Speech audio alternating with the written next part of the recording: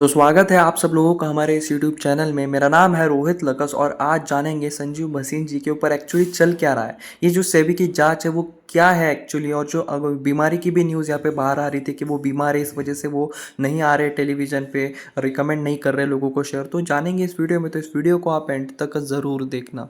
तो मैं आप सब लोगों के लिए लाया हूँ एक व्हाट्सएप कम्युनिटी ग्रुप और टेलीग्राम ग्रुप, जिसमें आप लोगों को कंटिन्यूसली अपडेट दिए जाएंगे और इसकी जो लिंक है वो आपको कमेंट सेक्शन में देखने के लिए मिलेगी।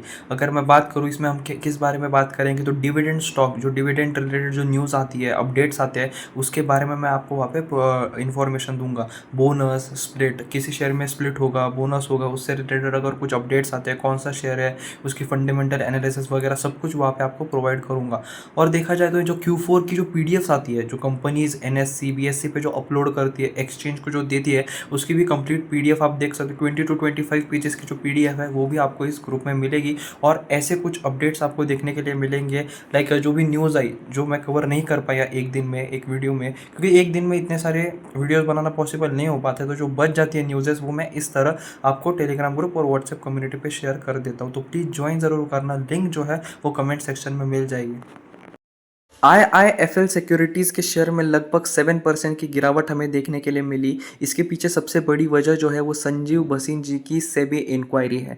तो सेबी की तरफ से एक इंक्वायरी यहाँ पे दिखाई दे रही है संजीव भसीन जी के ऊपर। उन्होंने एक आरोप लगाया है संजीव भसीन जी के ऊपर, उसके बारे में आज इस वीडियो में हम बात करते हैं। और उनकी बीमारी के ऊपर भी कुछ बातें चल रही है कि वो बीमार है, इस वजह से अभी वो नहीं आ रहे टेलीविज़न पे, नहीं दे रहे हैं रिकमेंडेशन, उसके बारे में भी बात करेंगे। तो वीडियो को आप एंड तक ज़रूर देखना। तो थोड़ा समझे तो जो आईआईएफएल सिक्योरिटीज़ है उसमें 7% की गिरावट हमें देखने के लिए मिली। इसके पीछे सबसे बड़ी वजह ये बताई जा रही है कि संजीव भसीन जी के ऊपर यहाँ पे जो securities and exchange board of India है यानी कि सेबी है, उन्होंने इंक्वायरी लगाई है स्टॉक मैनिपुलेशन की।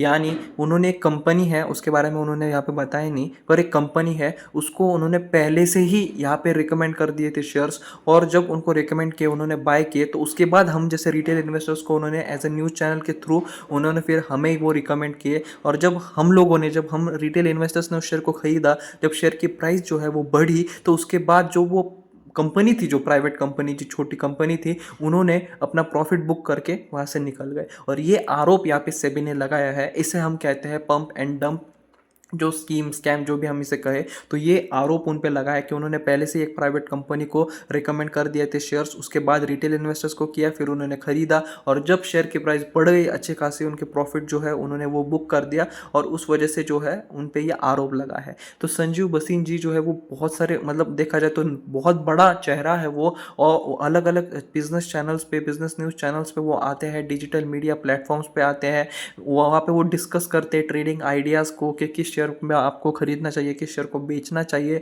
और वो एसोसिएट है आईआईएफएल सिक्योरिटीज़ के साथ as consultant on a contractual basis. तो वो एक एज अ कंसल्टेंट भी यहाँ पे काम करते हैं कॉन्ट्रेक्चुअल बेसिस पे। अब वो क्यों नहीं आ रहे हैं ना, उसके पीछे 3 बड़ी वजह के बारे में आज इस वीडियो में हम बात करने वाले। तो ये बहुत ही बड़ी न्यूज़, ये बहुत ही बड़ा वीडियो भी होने वाला है, तो इस वीडियो को आप एंड तक ज़रूर देखना।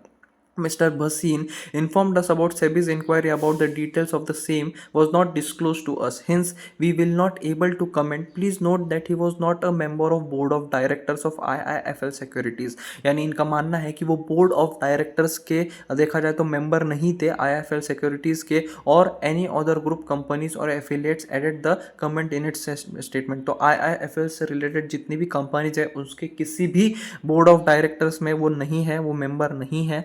और ऐसा उन्होंने यहाँ पे कहा है कि इस वजह से आप, मतलब कोई भी गलत फहमी अपने इसमें ना पाले, ठीक है। तो 3 जो सबसे बड़ी वजह है उसके बारे में, पहला तो सेबी की तरफ से इंक्वायरी देखने के लिए मिल रही है कि यहाँ पे संजीव भसीन जी जो है वो पंप एंड डंप, जो ये स्कीम, जो ये स्कैम है, इसमें ये इनका हाथ है, ये एक सबसे बड़ा आरोप है यहाँ पे सेबी की तरफ से। उसके बाद अगर बात करें भसीन का जो टेन्योर, जो तीसरी न्यूज़, पहली तो हमने कहा कि वो बीमारी के चलते भी देखने के लिए मिल रहा है। आप यही पे समझ सकते हो कि Bhasin tenure with the company was supposed to end on June 30, 2024, यानी 30 जून 2024 तक को इनका जो टेन्योर था वो खत्म होने वाला था, पर due to health reasons his contract has been discontinued prematurely with effective from June 17, 2024 according to a statement issued by IIFL Securities। यानी 3 वजह सामने आ रही है। पहला तो देखा जाए तो वो बीमार चल रहे, देखा जाए तो 17 जून को ही उनका कॉन्ट्रैक्ट खत्म हो गया। दूसरा था जो सबसे बड़ी न्यूज़ की पंप एंड डंप के बारे में उन्होंने यहाँ पे बात की कि ये पंप एंड डंप जो स्कैम है उस वजह से सेबी की तरफ से इंक्वायरी देखने के लिए मिल रही है, और उस वजह से देखा जाए तो जो संजीव बसिन जी है वो अभी फ़िलहाल टीवी पे नहीं आ रहे हैं। In initial investigation indicate that Bhasin used to direct a private company to buy certain stock after which he would recommend this stock on TV. जैसे कि मैंने आपको पहले एक्सप्लेन किया, उनकी जो इन्वेस्टिगेशन में ये सामने आ रहा है कि बसिन जी जो है वो प्राइवेट कंपनी को पहले ही कह देते थे कि स्टॉक को आप बाय कीजिए, और उसके बाद वो टीवी पे रिकमेंड करते थे, और इस वजह से ये पंप एंड डंप जो है उसमें आता है। The probe is also looking into the connection between बसीन एंड हिज एंटिटी।